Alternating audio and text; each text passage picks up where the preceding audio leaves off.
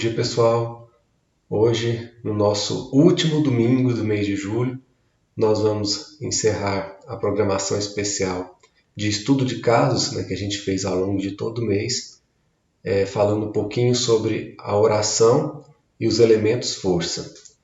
Nosso trabalho nesse fim de semana vai ser voltado para atender as pessoas que ainda estão no bloco do desequilíbrio mental, mas dessa vez voltado especificamente para o campo da revolta, as pessoas que estão alimentando aí a situação de conflito, a situação de discórdia que o nosso país e o nosso mundo vive. E no vídeo de hoje, no nosso estudo de casos, como eu mencionei, vai ser sobre elementos força, sobre a oração, está no capítulo 24 do livro Os Mensageiros. Para a gente poder contextualizar, nesse capítulo, o André Luiz está num posto de socorro, lá no nosso lar, na verdade, um pronto-socorro em nosso lar, onde estão aquelas entidades que são recolhidas das regiões umbralinas, em desequilíbrio, muitas delas em estado de inconsciência, que carregam muitos transtornos na alma, quando vai ser analisada a questão das formas mentais que eles estão emanando, sempre são situações de conflito, situações de desequilíbrio. E nesse momento aí, no capítulo 24, é retratado um instante em que um grupo que vai atender essas entidades está lá para fazer uma oração e depois dessa oração o atendimento propriamente dito será feito. Aí o André Luiz então descreve como que se dá essa oração e quais os efeitos dessa oração. É importantíssimo porque tem tudo a ver com o trabalho que a gente faz, certo? Então vamos nos concentrar para a gente poder entender como que foi esse atendimento aí e assimilar as lições que tem. Então vamos dar início. Iniciando então, o André Luiz relata: notei que, embora instado, Aniceto esquivou-se à chefia espiritual da oração, alegando que, por direito, essa posição cabia à devotada esposa de Alfredo. Ismália, então, num gesto de indefinível delicadeza, começou a orar, acompanhada por todos nós em silêncio, salientando-se, porém, que lhe seguíamos a rogativa, frase por frase, atendendo a recomendações do nosso orientador, que aconselhou repetir em pensamento cada expressão, a fim de imprimir o máximo ritmo e harmonia ao verbo, ao som e à ideia numa só vibração. Então, a primeira coisa, a gente compreende por que nós mudamos a metodologia do nosso trabalho.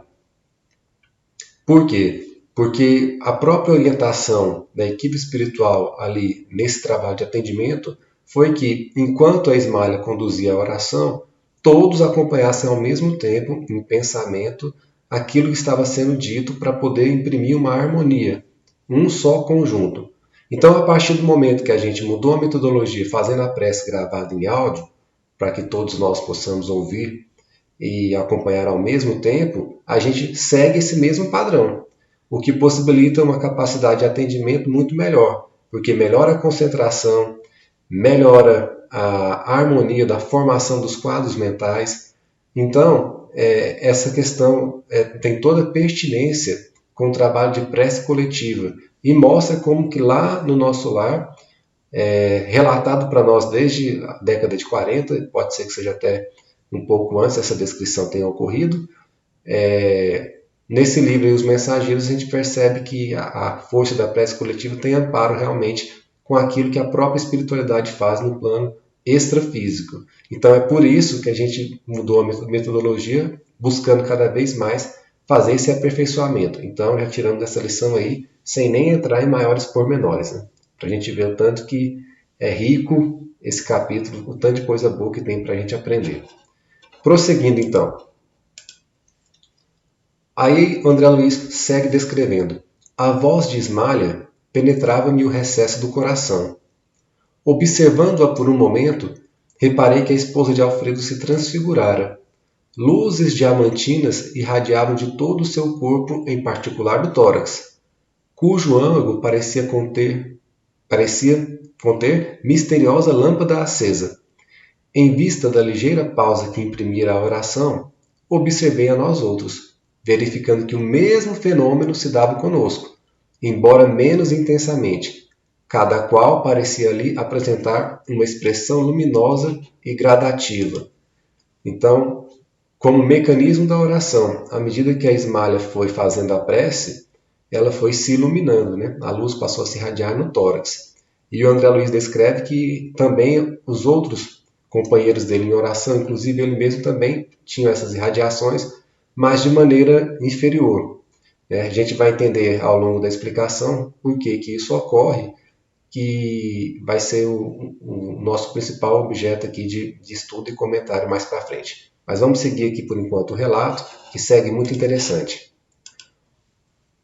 Aí ele detalha: as senhoras que acompanhavam a Ismália estavam quase semelhantes a ela, como se trajassem soberbos costumes radiosos, em que predominava a cor azul. Depois delas, em brilho, vinha a luz de aniceto, de um lilás surpreendente. Em seguida, tínhamos Alfredo, cuja luz era de um verde suave e sugestivo, sem grande esplendor. Depois dele vinham alguns servidores ostentando na fronte claridades sublimes, expressas em variadas cores, e logo após Vicente e eu mostrávamos fraca luminosidade, a qual porém nos enchia de júbilo intenso, considerando que a maioria dos cooperadores em serviço apresentava um corpo obscuro, como acontece na esfera carnal. Então, olha que interessante. Já dá para a gente ter uma pista boa, né, do que resulta nessa maior ou menor luminosidade de cada um enquanto estavam nesse trabalho de oração.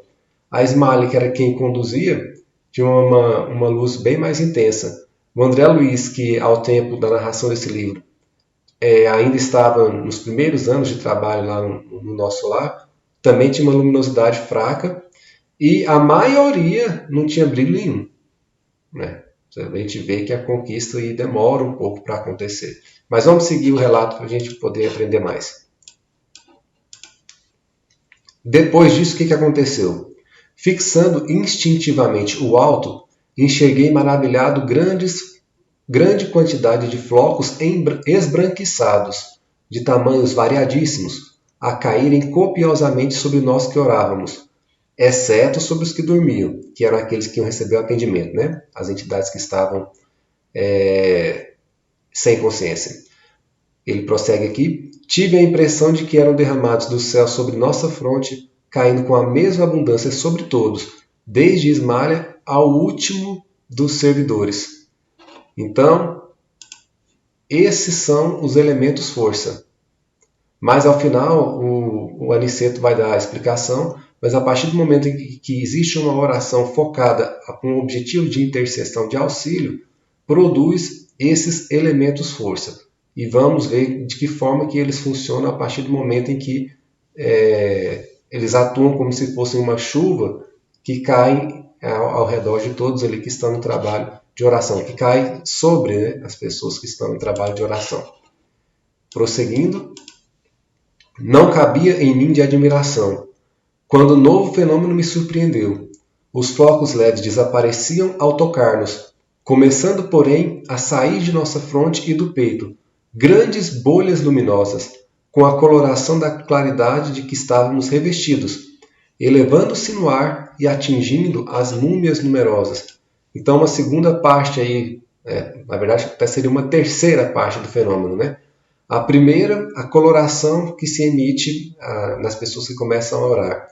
A segunda, essa luminosidade que cai do alto, que são os elementos força.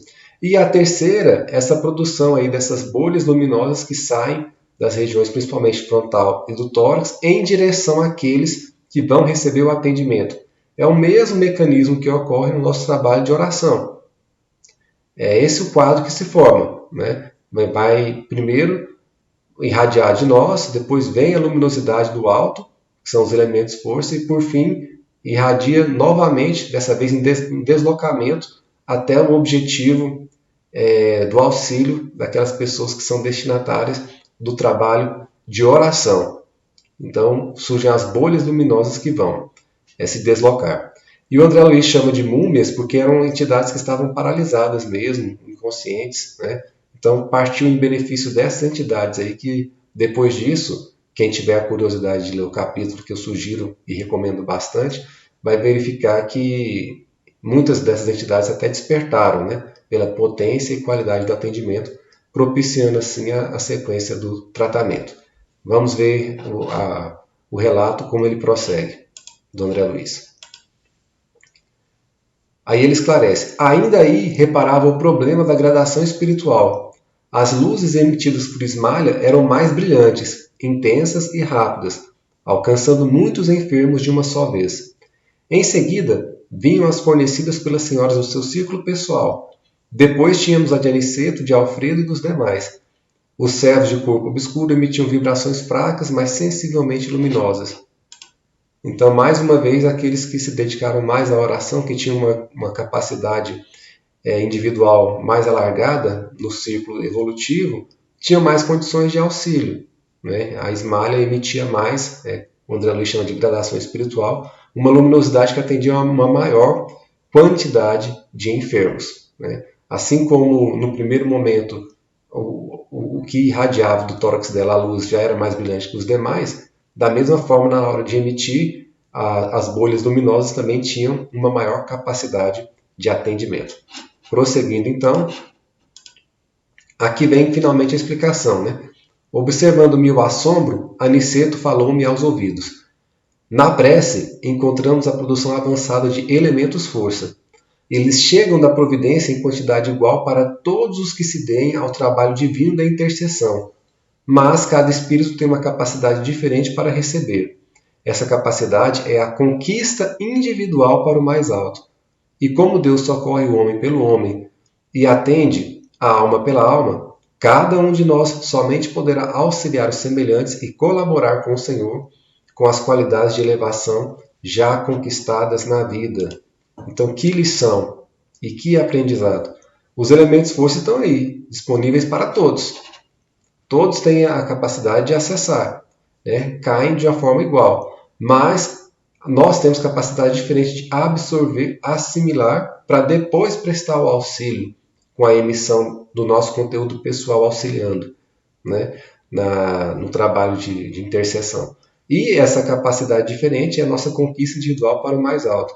Por isso que é importante nós termos uma conduta adequada, pensamento, sentimento, palavra e atitude adequada, né? Temos, assim, a capacidade de evoluir, e à medida que nós nos evoluímos, à medida que nós nos aperfeiçoamos intimamente, ocorre naturalmente essa iluminação espiritual, aumentando assim a nossa capacidade de intercessão. Então, interessantíssima essa lição que tem aí nesse capítulo 24 do livro dos Mensageiros. Repito, é interessante que todos vocês leiam para poder compreender esse livro todo, que é de uma grande sabedoria, que nos proporciona um grande aprendizado.